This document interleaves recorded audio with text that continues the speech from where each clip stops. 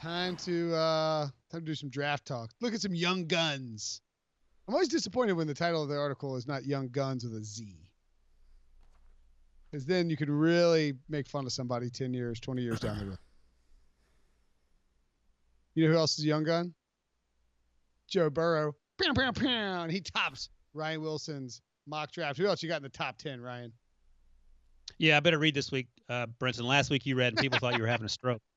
So I don't want people to be concerned about your health. So yeah, Joe Burrow's number one, as he has been for the last 2 months. It feels like Chase Young's number two to the Giants. I mean, that seems like a slam dunk. Little movement around with the offensive tackles about where they go the next few picks. Tristan Wirfs, the right tackle who can also play left tackle, is the first pick for the Dolphins. Andrew Thomas, the left tackle for Georgia, is the pick for the Redskins protecting Dwayne Haskins. He's not going to play in the bowl game, which made Prisco very happy during HQ. I think Brady had some thoughts on that. Derek Brown, the defensive tackle, is going to Matt Patricia's Detroit Lions. He's not going anywhere. Jedrick Wills is the right tackle to Alabama. There were some conversations about Alex Leatherwood, the left tackle, but people love Jedrick Wills. I talked to a scout who was just blown away with how good of a season he had, so he's moved up to number 6. CeeDee Lamb to the Jets to help out Sam Darnold. Another left tackle, Austin Jackson out of USC, who's had a really good season, going to the Jaguars. Isaiah Simmons, the linebacker safety hybrid, is going to the Chargers. I like to see him play with Derwin James. That would be a lot of fun. And Javon Kinlaw, the defensive tackle out of South Carolina, one of the best pass rushing defensive tackles in this draft class, is going to the old Broncos. I like it. Thomas, I thought it was amazing because it's 2019. I feel like we're all sort of should be on the same page that, with the way that the NCAA operates, with all the money that is at stake for a guy who could be a top 10 player, for seeing a guy like Jeffrey Simmons tear his ACL in the draft process, or see a guy like Jalen Smith, suffer a knee injury in a bowl game and then drop pretty precipitously and cost themselves multiple millions of dollars. I kind of think we're all on board with the idea that if you want to skip out a non-playoff bowl game, that it's okay. And yet I go to Andrew Thomas's tweet that he's skipping the bowl game, and the first comment is a faceless little egg avatar, a guy who's like love them dogs 69 or something, at like Greg loves dogs at 420. And he's like, you won't even care about the university that you went to for 3 years. Brady, do you get sick and tired of these people? I get like there's two sides of it, but where do you kind of fall on that? Yeah, there's a lot of ignorance that really surrounds it. For starters, if you just want to get really technical with it, when you sign up for your scholarship, obviously that it doesn't include exhibition games. This is, bowl games an exhibition game. It's not even technically part of your scholarship that you're, awarded each one of your 4 eligible years. So from that standpoint, you really don't have any duty to the university. Now, if you're playing for a national championship, that's a different story. I mean, obviously, I think every player that's even in that position that's going to be drafted but is going to go try to play to win it all, they're going to play on those games. We haven't seen anyone sit out any of those, at least to date. So, to me, does it hurt from the competitive side of things? Yeah, I think for me, I'd like to see him join his teammates, go out there, try to play, try to win. Are there ways to circumvent some of the risk? Of course. You can go ahead and get an insurance policy, right? So if you drop in the draft because of that, then you end up making whatever the difference would be based on the contract and where you're drafted and you sign compared to the value of which you had before that injury had taken place. So you can always go that route. More universities are looking at doing that for athletes. So that sometimes maybe makes some sense. But I don't know why anyone has an issue with this. I mean, for starters, it's like 1% or maybe less of players are even doing this.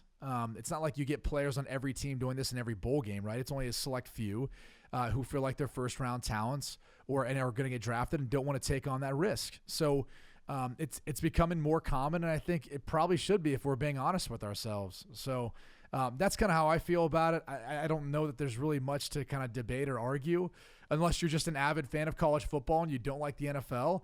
And you can't figure out what's 1 + 1.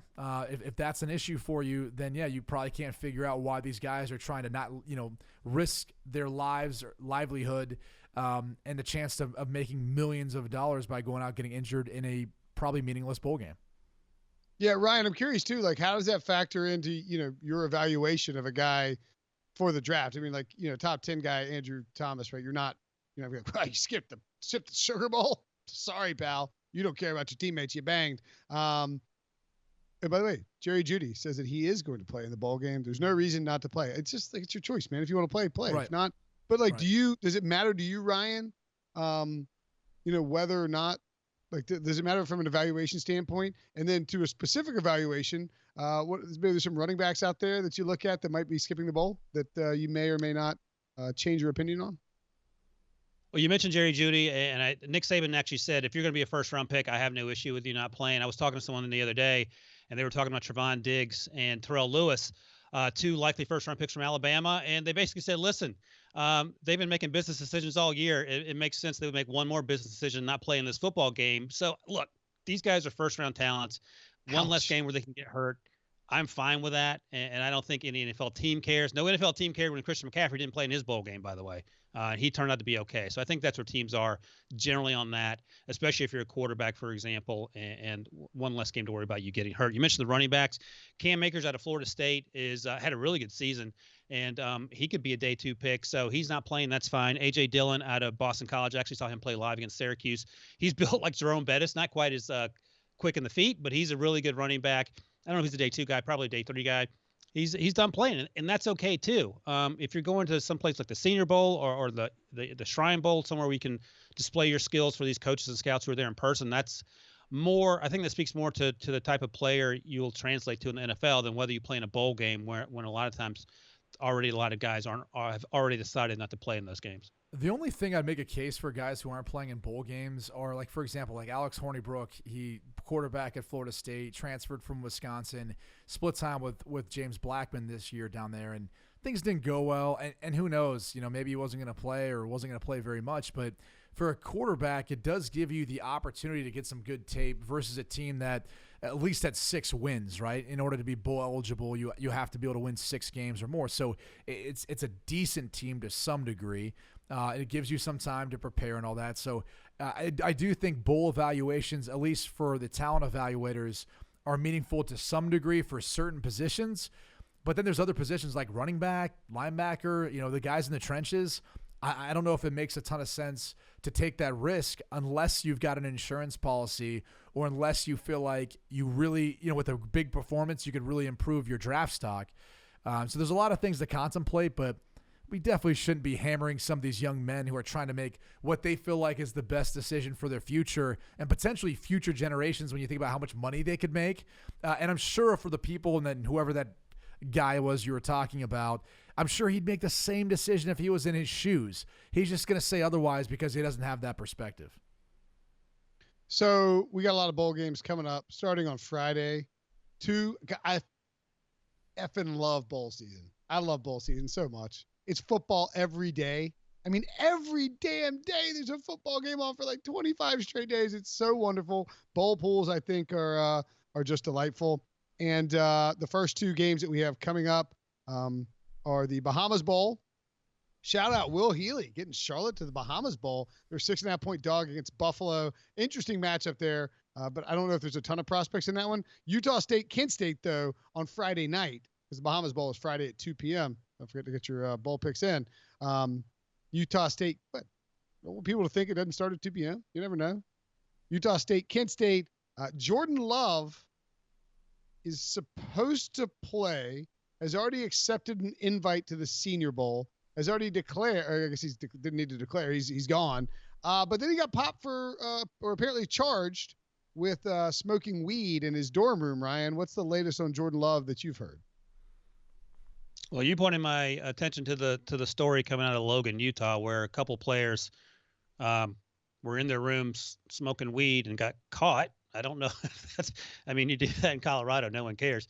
So I don't know. I don't know what comes to this. I don't know what this means for his chances to play on Friday in the bowl game. But it would be nice to see him play one more time. And he's going to go to the Senior Bowl, which is probably more important, where he'll be around a lot of really good players. And we can see exactly in person what Jordan Love's all about, because he had a not great season, to put it nicely. 17 touchdowns, 16 interceptions, I believe. But his measurables are just off the charts. And NFL teams love the physical sort of attributes, the box checking they can do by just looking at the way he plays. He just has to be more consistent. He hasn't done that. The Frisco Bowl would be another opportunity to do that if he's allowed to play. I haven't heard anything. And then, of course, the Senior Bowl will be 3 practices and then the game on Saturday to show NFL teams one last time what he can do at the college level. Yeah, and he's probably the one that has the most to make up in this whole process, and that's why when you look at the decision of whether or not he plays in the Frisco Bowl, it's pretty significant for a couple of reasons. One, if you're Utah State, obviously gives you a better chance of winning the game, but also just for his future. If he wants to try to put some more good tape out there, which there wasn't quite as much of this year, this is a good opportunity for it outside of the Senior Bowl as well, where, again, I think you're going to see a lot of his natural raw talent. But we also know that when guys go out there and they don't have the type of performance early in that week in practice, which is really important in that week is how they practice, sometimes it can create a bad first impression for a lot of those evaluators who are down there in Mobile. So it's a big offseason for Jordan Love because he's the guy in my mind who I think has a lot of incredible raw skills, but also has the most to make up based on how his season went this past year at Utah State. Other bowls of note in the next few days, the Vegas Bowl, Boise State versus Washington. Jacob Eason, checking that out? He hasn't declared yet, has he, guys? Ryan, do you know if he's declared yet? Haven't heard anything. Yeah, I think some of it may be weighing on how this performance goes and then kind of getting some feelers out there to see where he's going to be projected to go. I think if enough people tell him he's a first-round pick, he's going to go. If, maybe it's a little bit gray, which to be quite honest with you, I do think it's gray as it sits right now. I think he should come back for another year.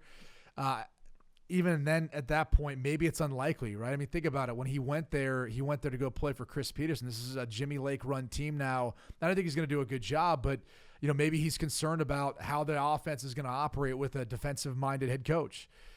So there's obviously some considerations, I think, either way for Jacob Eason, but he's going up against a good Boise State defense. Curtis Weaver's one of the guys you want to look at and watch throughout the course of this game. So it should be a tough matchup for him. Maybe he decides he wants to play for Jimmy Lake and help Jimmy Lake out as he transitions to be the head coach, and it benefits both parties involved. So, who knows with that. Elsewhere. Hey, by the way, Brinson. Yes. I just want to point this out. Debo dropped this in from Brock Heward. He goes, as I watch Jacob Eason, I'll be honest, see a bunch of me and him in my last year at UW. Very little joy, weight of the world on his shoulders, no creativity, and playmaking outside of occasional rocket shots. He seems to be pressing, not a fun way to play quarterback or offensively play football. So I don't know if that'll weigh in on his decision ultimately about whether to come back or go pro. But I will say the first half of the season looked a lot different than the second half of the season for Jacob Eason. I watched, I think, 10 of his games, and short and intermediate passes, he was on point almost all the time, but he was taking more sacks. He was pressing a little bit towards the end there and didn't play a lot of good football. The other thing is, as Brock kind of lays out that example, sometimes too that's what happens when you have a new offense, because you're so geared into trying to run it the way the coach wants to run it. Being your first year actually running the system. I know he was there the year prior, but he wasn't eligible. So when you're out there and running it, sometimes you get caught up in the fact of just being like, well, this is how the play is supposed to run. This is what my coach is asking me to do. This is my job, and this is what I'm trying to execute. Sometimes you forget it's a game. And all right, that didn't work. Now I've got to create. Now I've got to kind of buy time. And he's actually showed a decent athleticism too to be able to do that from time to time. So you can relate and see that a little bit in his play as far as what Brock Heward mentioned. But I think that's sometimes the reason why. And just being a guy who had to learn two different offenses during my time in college and, almost an offense every single year during my time in 8 years in the NFL, a lot of times you can fall for that trap where you're so concerned about getting things right from a mental perspective and how it was drawn on paper that you forget there's this other play that starts when the first play breaks down or when things don't necessarily work out the way you think they're going to. Holiday Bowl, December 27th, Iowa versus USC. It's 10 days from now, but or maybe 9 days from now. Ryan, who should we look at in Iowa, USC? Anybody to keep an eye on? I mentioned Tristan Wirfs earlier as a top 5 pick. His teammate, Alaric Jackson, who plays left tackle, probably going to be a day 2 pick. AJ Epinesa could be a top 15 pick, the edge rusher. He may decide to come back. There's some conversation that Wirfs might as well. And then on the other side of the ball, or for the other team, USC has Michael Pittman Jr., who has had a big season, as well as Tyler Vaughns, his wide receiver running mate. Those are two really good wide receivers. Some people think Vaughns is better, but Pittman is a bigger target, sort of downfield target. We'll see how fast he runs. He's going to be at the combine. But if you're looking for people to watch, those are 5 guys right there. What about Nate Stanley, man? Did you mention Nate Stanley? No, I did not mention Nate It might Stanley. be so he could be a late round quarterback depending where he's taken. Had Yeah. a great sophomore year, not so much after that point moving forward. But he'll be an interesting one to see how talent evaluators view him. He's got a big arm. Accuracy is inconsistent at times. He's not the greatest athlete, which sets up bad for a quarterback entering into a league where typically if you get drafted, you might be playing behind a team that doesn't have a great offensive line. So you better be able to move, or you better be able to get the ball out of your hand. And ask Chris Hassel. He's a diehard Hawkeyes fan. He was very frustrated with Nate Stanley. Well, you know what? Iowa sucks, asshole. Live with it. Is Michael Pittman Jr. like Michael Pittman Jr.? Yeah. Like the actual. Yeah. Each passing year is more and more depressing when you see the people. Yeah. It's like Asante Samuel Jr. and then who's the ball hawk? Antoine Winfield Jr. from Minnesota. That's Yeah, right. that Safety. dude balls. He had a great year, man. Yeah, he's a player. Camping World Bowl. Oh, that's weird. I would have assumed Notre Dame was going to like a really important fun bowl, but I guess Camping World Bowl will have to settle with. Is NC State in a bowl this year? We are not. Oh, okay. I was just, hey, let me know, Will. Let me know where Tuffy and all the boys are showing up to throw out the free beer at the Wolfpack's next bowl game. Or is the basketball season now? Have you guys moved on to basketball? Is that where we're at? We have. Hey, by the way, yes. I want to Right, say we all three have a connection through football. Coach. You know what I'm going to say? Coach of William Mary, coach at Notre Dame, coach at NC State. Lou Holtz?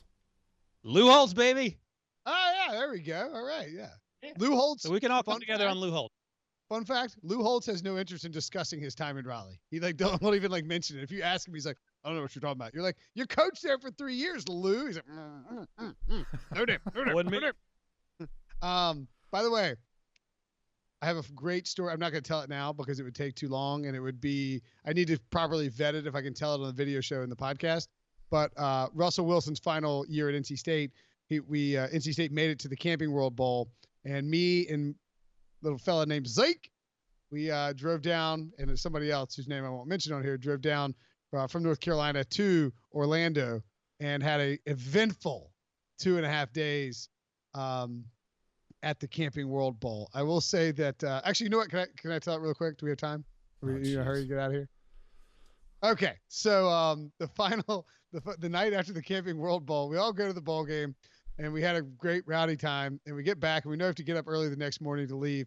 And Zeke, the hotel room is under Zeke's name, and so he for whatever reason decides he's going to bed early. And me and 3 or 4 other guys are down there, and we're like, you know what? Let's put some drinks on. Let's put some drinks on the old Honeycutt tab, the old Honeycutt room. So we're firing drinks left and right on there, and it's ends up being $75 or something like that. And I'm splitting a room with Zeke. Wake up the next morning, we're like, put it on 13:05 or whatever it was. Wake up the next morning, and Zeke's like, Brinson, somebody's put drinks on my room. And I'm like, oh man, that's unacceptable. I was like, you probably just gotta, take the L and move on and head on back to North Carolina, buddy. He's like, nope, I just talked to security. We're about to go over the security footage downstairs. And so I have to walk down with Zeke, and we get down there, and he sits in the back of the hotel in the security office, and he's like watching black and white footage. It's just all of us like cackling hilariously and like tossing the drinks back and charging to his room. And he got very angry for the next 10 hours or so. That's the story. That's you. No, that's some story, man. That is Will Brinson. You got to hear the lead up to the other part of the story is more interesting, but it's not really appropriate for the podcast. So anyway, that's the Camping World Bowl. I hope you enjoy your time at down there in Orlando, Brady. Are you going to go? I'll be working. I'll have other obligations. Okay, cool. I just thought I'd let that linger. We got a podcast. The next podcast will be fantasy. Myself and Heath Cummings. I think BMAC for joining us. I'm not sure. We'll be doing championship Hold preview. on. Who's winning it all in college football? Who do you got winning the semis? Who's playing for the national championship? Clemson, baby. Rolling. They're number 3. Why is that weird? Why is it they're 3rd? I guess it's because you're such a homer, but go ahead. Ryan, who do you They're think? the best team. Who have they played? I'm on Team LSU, baby. That's right. He's got Joey Burrow all the way. Storied season, historical. I'm going to go Ohio State. They have the toughest road because they have to beat Clemson, and they'd probably have to beat LSU. No one obviously mentioned Oklahoma. They'll probably bounce in the semis, but I think it's Ohio State. So this is fun. We've got all 3 different teams. We'll see. Let's do a little wager on it. Clemson hasn't played anybody yet. You worried about that at all? I'm worried about that. No, they hadn't lost since 2017. All right, Dabo. All right. They haven't lost since 2017. That's insane. I think with their last loss, they haven't played anyone. There's a reason why they haven't lost. If everyone got the waltz through the terrible ACC with NC State in it, yeah, they probably would be. They'd probably be undefeated too. Bama ain't played nobody, Paul. Yeah, and what happened when they did? What happened when they had to play LSU and even Auburn? Clemson ain't played nobody, Paul. All right, I got Clemson. Ryan's got LSU. Brady's got Ohio State. Do you remember, Ryan? Do you remember the was it the Sugar Bowl when who was it? Was it what was the deal? Who married who? Is it your sister is married to AJ Hawk? Is that right? Yeah, but that was the Fiesta Bowl. Fiesta Bowl. Earlier, yeah. Wasn't she wearing like split the jersey? Split yeah. jersey. Yep. Yeah, that was like the first big like split jersey move out there. It was cool. It's funny because I remember asking her like where that came from, and she's like, "Yeah, I think I saw like Nelly with the St. Lunatics, which was pretty popular back then." She saw him like in a split jersey, and it dawned on her, why don't I do a split jersey for AJ and Brady? And so she did, although after the game, because we lost, which might I add, if you go back, go watch I believe it was in the 4th quarter, Ohio State's driving. Anthony Gonzalez catches a pass over the middle, and then it takes a couple steps and gets stripped. The ball's picked up. Zbikowski runs it back for a touchdown. Tie ball game. But they go back and review it, and they say it was an incomplete pass. Ohio State drives down, scores, and that's where they create kind of the separation. The game was a lot closer than the scoreboard looked at, towards the end. But once again, Notre Dame got hammered by a bad call. The reason why I bring that up is after the game, my sister admitted, she was like, I should have just worn your jersey. She's like, I just felt so bad, and I feel like I was going to feel worse if you lost than if AJ lost. So that's the truth behind the half jersey. It never should have came to fruition. It's a good sister, too. Yeah, seriously. Is it a good sister? I mean, she wore the jersey. She got more FaceTime than AJ and I combined. We actually played in the game. Way more. That's the only thing I remember about that game. I don't remember Zbikowski and Anthony Gonzalez. Get out of here. I do actually remember all that. Anyway. Go back and watch the play. It was a fumble. Should have been a completely different outcome.